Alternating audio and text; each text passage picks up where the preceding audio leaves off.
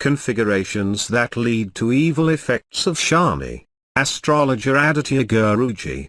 Shani, being the owner of 10th and 11th houses to the natives of Meshur, would attain the status of Lord of House of Profession and also the Lord of Bardaka, Obstruction, House.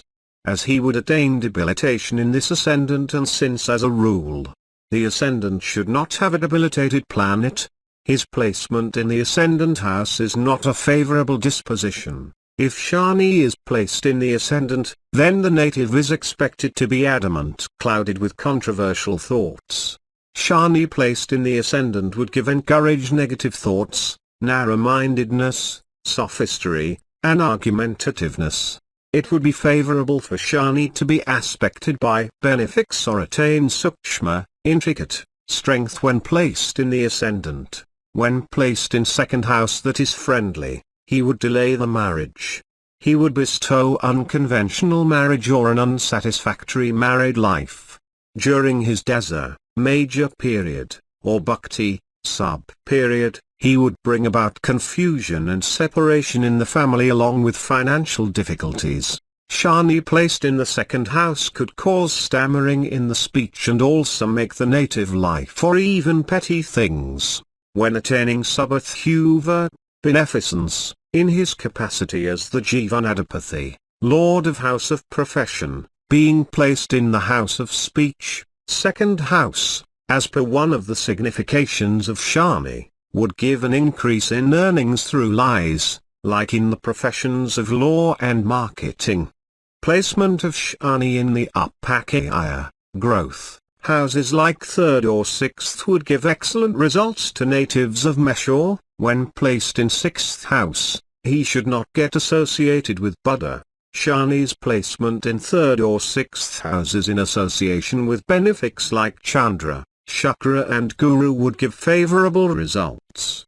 His placement in Kendrakona houses like 4th or 5th would not ensure good results, as Shani placed here would hold an inimical status with the owners of these houses, being Surya and Chandra respectively. He would destroy the functionalities of the houses like house, vehicle, mother and children. For example, when he is placed in the 4th house and Chandra, the owner of this house and significator of mother, is also spoilt, then the native would not possess house, vehicle, education and support from mother. If Shani is in the 5th house, with a weakened Surya and Jupiter, the significator of progeny, then the native would not have children or be devoid of a male successor.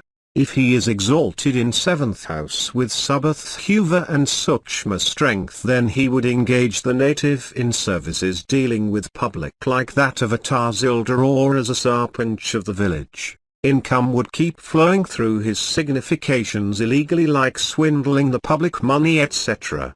If he is exalted with maleficence, then the native would be attracted towards elders. In certain situations, illegitimate love could be expected.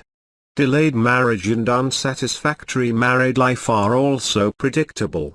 Another important result could be that when Shani aspects ascendant with Subhathuva and Sukshma strength, then there would be born a truthful, faithful and noble spiritualist. Shani plays an important role in making one practice magical feats. I have mentioned about such configurations, while explaining the intricacies of Guru. A combination of Guru, Shani and Ketu play an important role towards kindling the spiritual interest in a person. If the aforesaid planets associate with the ascendant or the moon sign powerfully with Subhathuva and Sukshma strength, then the native elevates to the highest level in spirituality. If one has to get elevated in spirituality, then Guru should be placed either in the 5th or 9th houses and be connected with the ascendant or the moon sign. Shani should not be placed in 5th or 9th houses. Guru would make one an unconditional spiritualist, while Shani would shape up one to a spiritualist with expectations.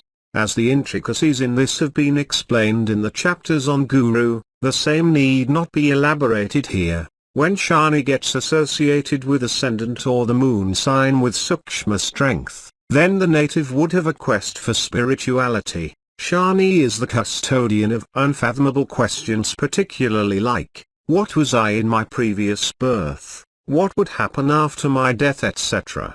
In my article series on Ungul Jathakam Yoga Jathakama, is your horoscope a lucky one? Published few years back, I had explained on how planet can behave in two contradicting states. Likewise, Shani, that is supposed to provide all that is not useful to mankind, when is weak directly but gets strengthened through Subhathuva and Sukshma strength, would push the native to pursue the most necessary exploration towards realizing the Almighty, which is the ultimate goal of the creation of mankind by God. Why do predictions fail in astrology? Any astrologer would never be able to make 100% accurate predictions, whatever be the method practiced anywhere in the world.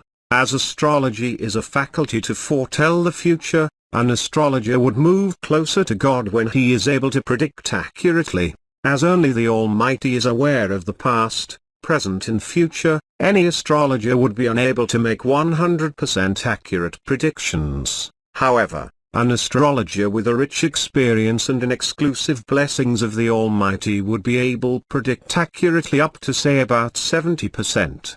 Astrology never fails. It is only that astrologers and human errors that fail the astrology.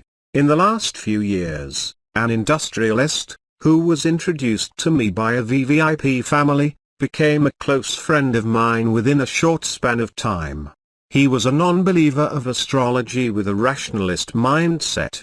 Based on some of my successful predictions about his children, he rose to the level of debating and analyzing astrology with me. He always had a grievance with me that though you are able to predict accurately for children, why nothing happens to me according to whatever you predict. My predictions on his profession did fail for this entrepreneur of a famous fitness chain and himself a keen enthusiast in bodybuilding. At the time when we got introduced to each other, I had predicted that both his children would pursue medical education abroad. He negated by saying that both himself and his wife did not want to send their only son and daughter to faraway places, but strangely came to consult with me when his son completed his +2. I had indicated with certainty that your son would join a medical college in an eastern country in the first week of September 2014. He rejected absolutely, by telling that there was no chance of such a happening. Consequently, after passage of a few events, he raptly indicated that his son has got admission for pursuing medicine in Malaysia on the date as mentioned by me earlier. He further lamented that nothing predicted about him was successful, though outwardly appears very strong. When he contracted some serious illness, based on astrological analysis I predicted nothing unfortunate would happen. He was born with a Meena ascendant and was running the Dharmakama combination of 9th and 10th lords, Dasa and Bhakti of Guru and Mangal respectively, but, to my utter shock, he died all of a sudden, falsifying all my predictions. It was certainly impossible for a person to die during the Dasa and Bhakti of Dharmakama. Moreover, to the Meena ascendant, this is highly improbable as the Dharmakama, Guru and Mangal are friendly to each other. My dear friend's death usurped and questioned my astrological search, leading to sleepless nights. Further detailed analysis revealed an error in his birth time. This is also another game played by the Almighty. How much ever there be progress in science by mankind, even to the extent of unraveling the secret of the universe, the birth and death cannot be wielded away from his hands. I realized later that my friend was born at 13.30 hours instead of 12.30 hours on the 25th of December 1964. When the birth time was corrected, all my predictions fell in place. It only reinstated the fact that Vedic astrology can never make mistakes. When the correct birth time was known, his ascendant changed from Meena to Meshor, answers to his well-built body, eagerness to fitness, short temper, being vibrant towards any issue, and the health issues he was suffering from for the past few years could be predicted. As per the new ascendant, Dharmakarmadipati were in reality the Lord of Ashtama, 8th, and the Lord of Expenditure, 12th. The Lord of the Ascendant placed in the 5th house aspected the 8th and was more appropriately behaved as the 8th Lord and not as the Ascendant Lord.